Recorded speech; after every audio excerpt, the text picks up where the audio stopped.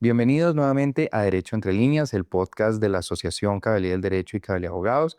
Les habla Santiago Guevara y en esta ocasión tenemos un invitado espectacular con el que vamos a hablar un poco acerca de un tema que en otra ocasión por ahí los que nos siguen y los que nos han escuchado y en esta ocasión también aprovechando este nuevo formato que estamos estrenando de video podcast, el doctor Jorge Chavarro, con quien hemos tocado algunos temitas sobre denominaciones de origen. Y hoy ya vamos a ver qué tema bastante interesante vamos a comentar.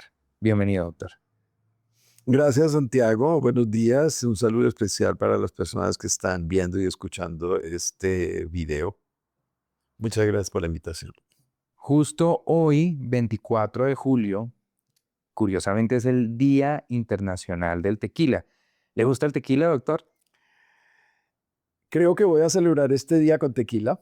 La ocasión lo amerita. Es el Día Internacional de esta gran denominación de origen que es conocida mundialmente. Para mí es un gusto poder celebrarlo eh, conversando aquí con usted.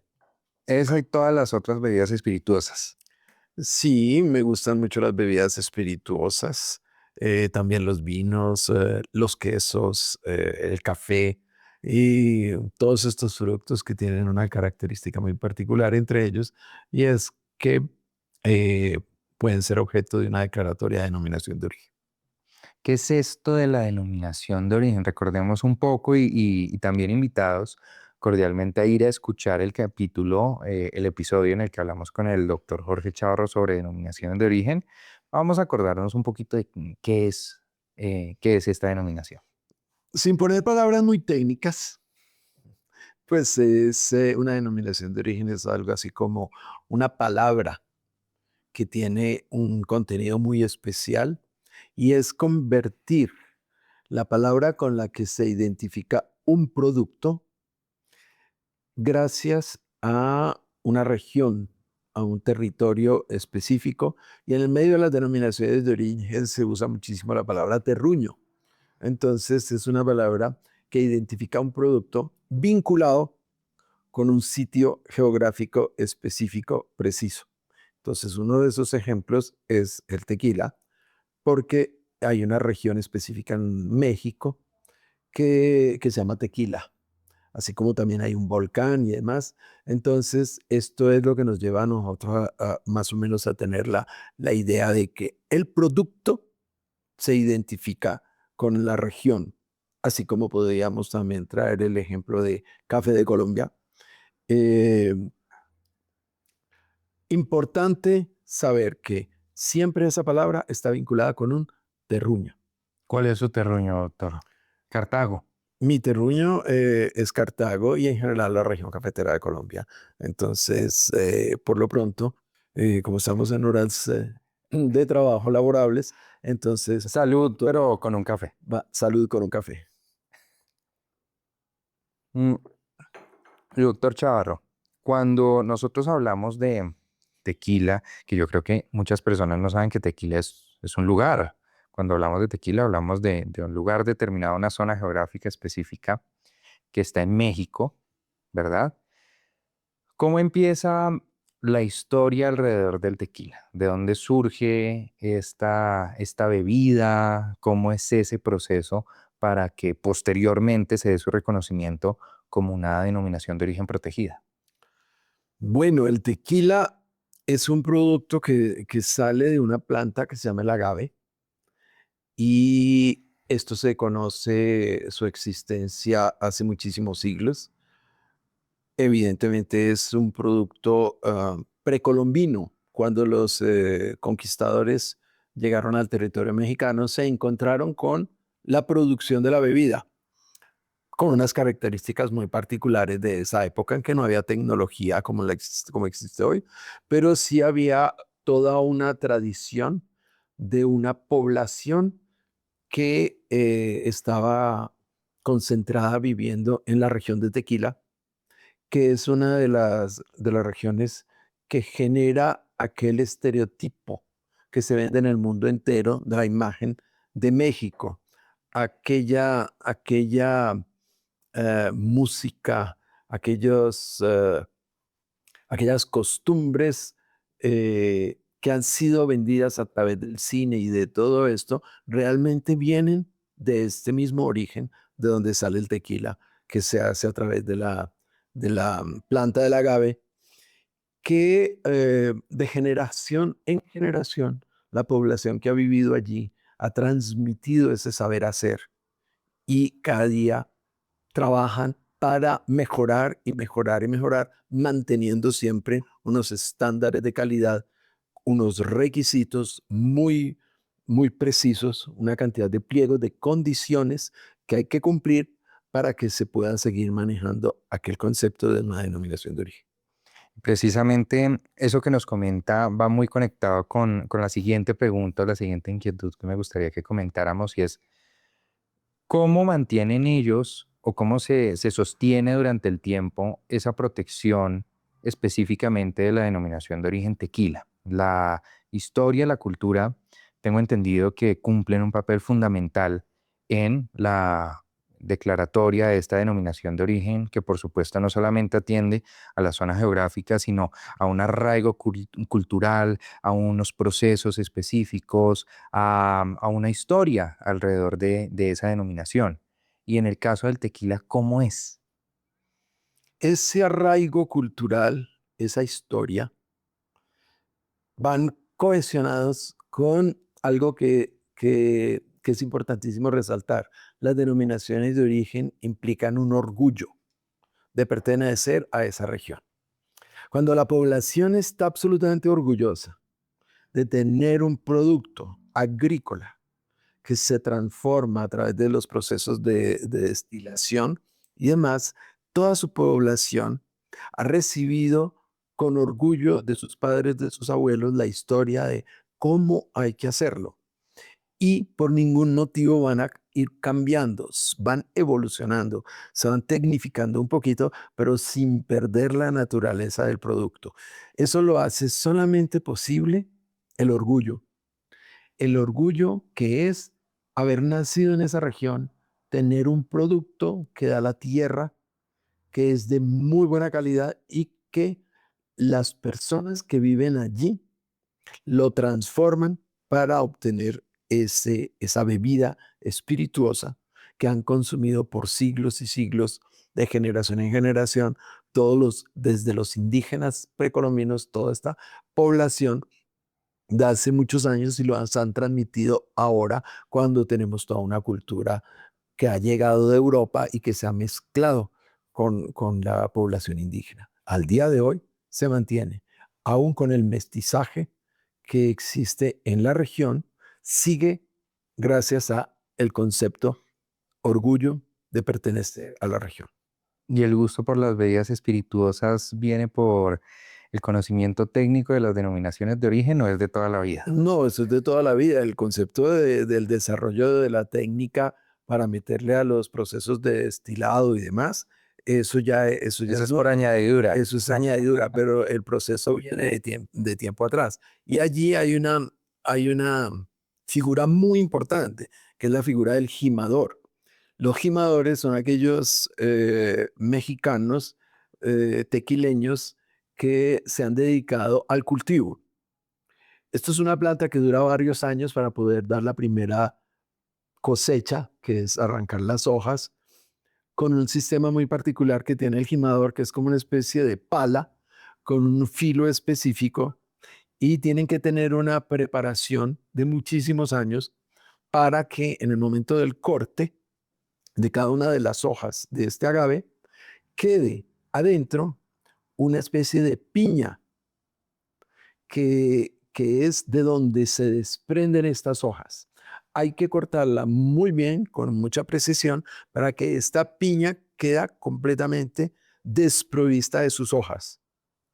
Y en ese momento ya empiezan a amontonarse una tras otra dentro de todo el cultivo y se van llevando hacia el sitio donde se va a preparar, donde se va a cocinar esta piña en unos hornos preparados con materiales naturales, todo es con madera vieja que se permite cortar ya para no ir a acabar con la vegetación de los árboles. Ujú. Sale una madera lista para convertirse en leña y además de eso le combinan con unas piedras gigantes que adquieren una temperatura altísima gracias al fuego que se prende por esa leña.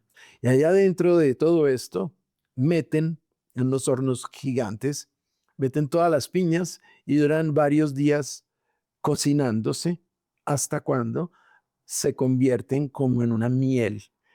Toda esa piña, que puede tener más o menos en promedio como unos 40 centímetros de diámetro, queda convertida en miel y se puede cortar y se puede comer, se puede gustar. Ahí no hay todavía ningún alcohol. Es simplemente una melaza. Se convierte en una melaza de un sabor dulce extraordinario, absolutamente natural, que no tiene ningún contenido que hace que pueda llegar a hacer daño a la salud humana. Pero esa no es la que le gusta. Esa Otra. me gusta muchísimo, muchísimo, muchísimo, pero después de que está en ese proceso ya se le sacan todos los azúcares, todos los líquidos y entra a un proceso de destilación que ya ahí es sobre todo donde la tecnología moderna ha ido haciendo unas especies de cambios, Perfeccionando el... perfeccionando sin salirse de todo un régimen específico para no violar las costumbres tradicionales. Evoluciona, pero no se modifica completamente. Y frente a esa evolución que también es un reto porque hay una delgada línea, creería yo, entre mantener ese arraigo cultural, esos procesos tradicionales y estar de cara a una modernización, a una tecnificación eventual de todos los procesos que se vienen presentando. Pero es precisamente esos elementos tradicionales lo que le dan ese valor auténtico, ese valor único a estas denominaciones de origen. Y en este caso, que veo que ahí tiene una denominación de origen. ¿Esa cuál es? ¿De cuál me habla? La del pocillo que tiene ahí. Ah, muchas gracias por el pocillo. Esto es una porcelana hecha de forma artesanal que viene del Carmen de Viboral, que es una denominación de origen en el departamento de Antioquia, en la República de Colombia.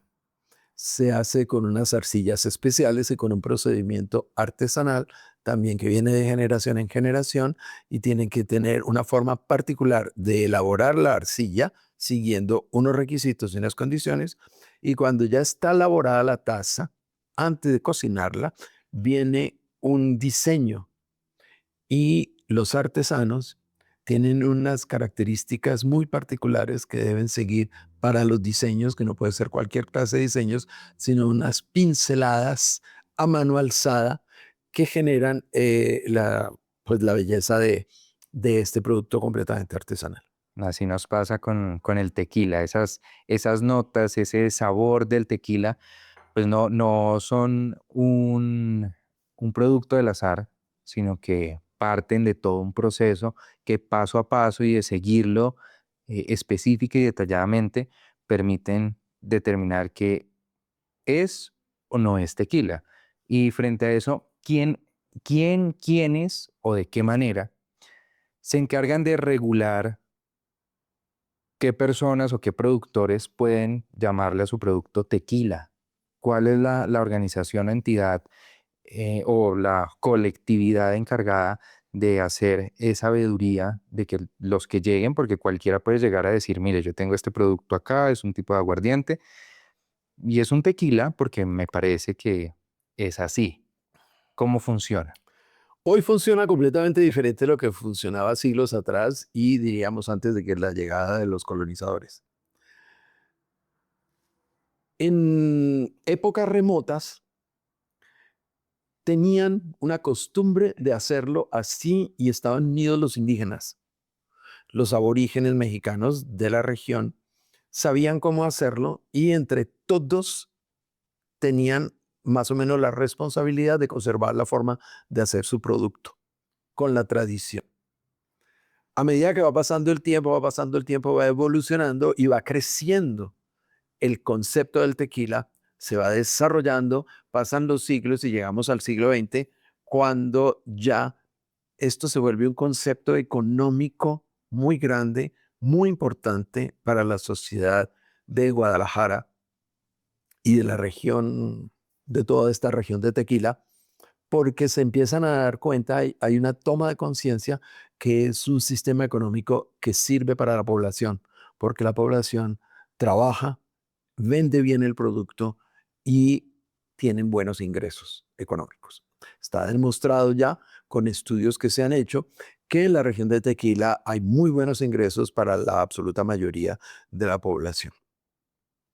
Con este paso de los años van naciendo como asociaciones sencillas, como cooperativas, que van evolucionando y van evolucionando hasta que hace aproximadamente unos 50 años ya se conforma algo que existe hoy, que es el Consejo Regulador del Tequila. Los mexicanos lo conocen muy bien como el CRT.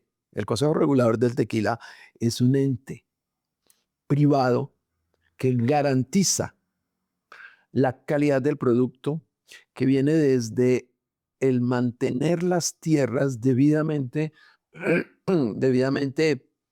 abonadas, conservadas, que no le permiten otro tipo de cultivos, sino ciertos cultivos se van cambiando, se van sembrando de tal forma que no vayan a dañar la riqueza de la tierra, que es una tierra absolutamente volcánica.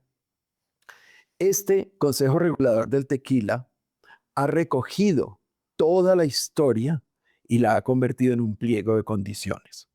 Y hoy, ese ente de carácter privado es el responsable de que el terruño se mantenga intacto, de que no vaya a darse erosiones, por ejemplo, de que las personas que lo están produciendo acrediten que están cumpliendo los pliegos de condiciones al pie de la letra, que no se vayan a salir de las normas precisas, exactas.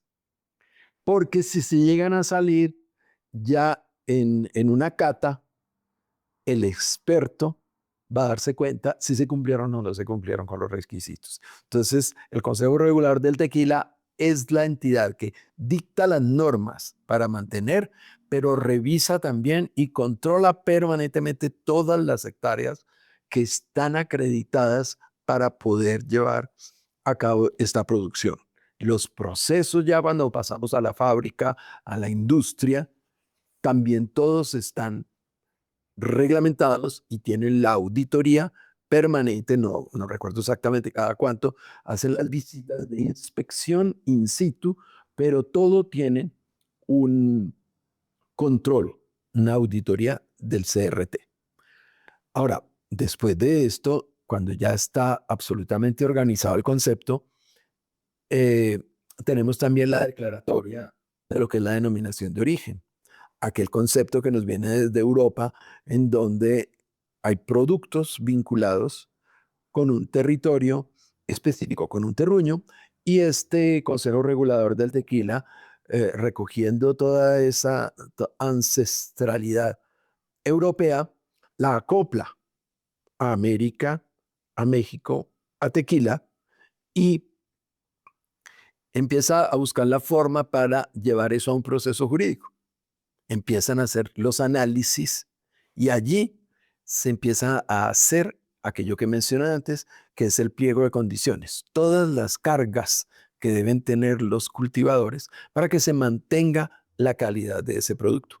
Entonces, lo primero que hubo fue una declaratoria, si no me equivoco, en el año 1974, espero no equivocarme, se declaró, se confirmó, se pudo comprobar que la palabra tequila cumplía con todos los requisitos para poder llevarse a la categoría del derecho a la propiedad industrial, de la propiedad intelectual, como una denominación de origen similar a aquellas enseñanzas de los europeos. Lo lograron. Hubo la declaración en México, las autoridades federales mexicanas le concedieron la declaratoria y esto por supuesto que significó fiesta para todos los mexicanos. Hay que celebrar, Con tequila, por supuesto. hay que celebrar con tequila, evidentemente no podría ser de otra forma, y genera la emotividad, la espirituosidad que da una bebida espirituosa gracias a esto. Pero los mexicanos, el CRT, no se quedaron allí. Entonces, vamos a proteger esto en el mundo entero. Y ahí siguieron un poquito el camino de lo que había hecho hacía muy poco la República de Colombia, como a guisa de derecho comparado. En la República de Colombia tenemos la denominación de origen Café de Colombia. Y esta denominación de origen Café de Colombia, que ya estaba también declarada en Colombia, se le ocurrió a las autoridades colombianas, a la Federación Nacional de Cafeteros de Colombia, que es el símil del CRT en México, solicitó en Europa, en la Unión Europea, solicitó la protección.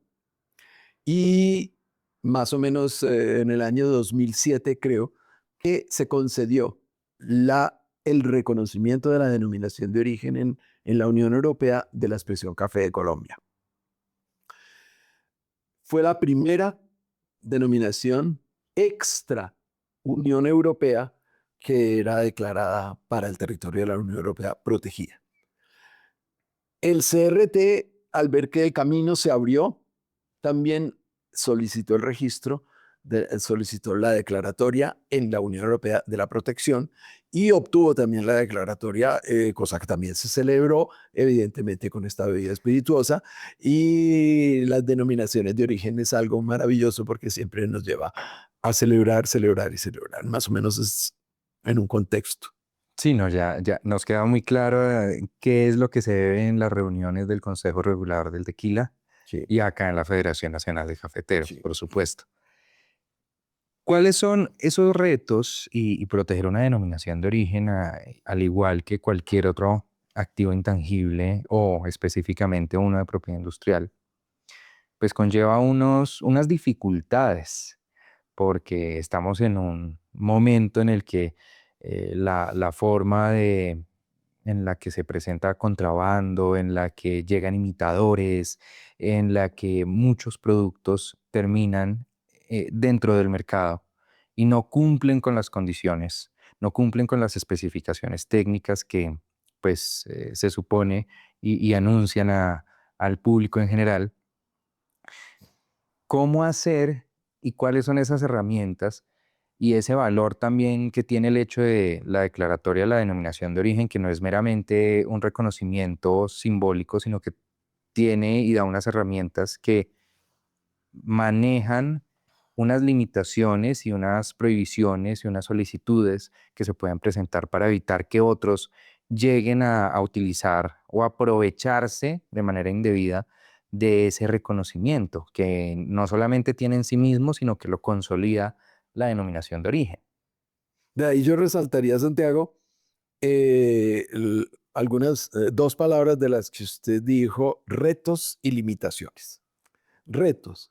Eh, los habitantes de la región en México dependen de este producto para tener la calidad de vida que han adquirido. Entonces hay que protegerla debidamente para que siga produciéndoles dinero, porque las economías de toda esta región requieren que se mantenga la calidad, el buen nombre en el mundo entero. Las limitaciones, y es que el, el derecho que da el reconocimiento, la declaratoria de una denominación de origen es territorial, es local. Cuando dijimos que se obtuvo la declaratoria de la denominación de origen tequila en México, protege el territorio mexicano. Pero yo como colombiano, hipotéticamente hablando, puedo hacer un aguardiente en Colombia lo más parecido posible a un tequila y lo puedo tratar de vender poniéndole tequila Santander, por utilizar una palabra colombiana, tequila Santander. Pues si yo estoy sacando un aguardiente común y corriente eh, y le pongo tequila Santander, los consumidores colombianos la pueden comprar creyendo que es un tequila que viene de México, pero no es cierto, no viene de México. Entonces, con la sola declaratoria, con el solo reconocimiento en el territorio mexicano, el CRT no puede pelear en Colombia para acabar con esa infracción de denominación de origen. Por eso, ese reto es ir protegiendo país por país. En Estados Unidos, por ejemplo, que es uno de los países a donde más llegan las exportaciones del tequila, no existe la figura de las denominaciones de origen. Entonces el reto es cómo lo voy a proteger si no hay denominaciones de origen bajo la legislación de Estados Unidos. Tengo que buscarle la forma, buscarle el acomodo. Y el acomodo es protegerla como marca de certificación, que es la única herramienta jurídica que da Estados Unidos. Y está protegida. En México nadie puede ponerse a aventurarse a vender un aguardiente venido de alguna de las islas del Caribe donde hay tan buena caña de azúcar, pero es que eso es aguardiente. El que sabe, sabe que está tomando un aguardiente y sabe que eso no es un tequila. El tequila viene del agave de México. Las otras bebidas espirituosas no. Entonces, gracias a la protección que le ha concedido los Estados Unidos como marca de certificación, ahí viene a tratar de sobrepasar la limitación. Si en México se protege como denominación de origen y cualquier tequila hecho en una región de México que no esté protegida se puede atacar con base en la declaratoria mexicana. En Estados Unidos se puede atacar con la marca de certificación, pero en Colombia ya está protegida la denominación de origen tequila. En Europa está protegida la denominación de origen tequila y estos son los retos que ha tenido que enfrentar por las limitaciones que da el territorio, que al CRT le toca gastarse unas fortunas, tiene que tener un presupuesto anual, cada año tiene que prever para el año siguiente la protección en cada uno de los territorios en donde más se vende el tequila, para que si llega a haber una infracción por el conocimiento, por la fama que tiene la bebida original de tequila, se pueda atacar. Si no se tiene protegida en algún país, pues no se puede hacer absolutamente nada porque no hay una vía jurídica para impedirlo. Bueno, doctor Charro, muchísimas gracias por el espacio, por todas esas anécdotas y ese conocimiento que nos comparte respecto al tequila, ese acercamiento que por supuesto nos comparte del tequila y que espero que después Con de, mucho gusto y espero que ahora en el almuerzo pueda tener mi aperitivo con una buena copa de de tequila. tequila, por supuesto, Muchas como gracias. debe ser. Muchísimas gracias también a todas las personas que nos acompañaron. Esto fue otro episodio del podcast Derecho entre líneas, un proyecto entre la Asociación Caballería del Derecho y Caballería Abogados. Les habla Santiago Guevara y nos vemos en un próximo episodio.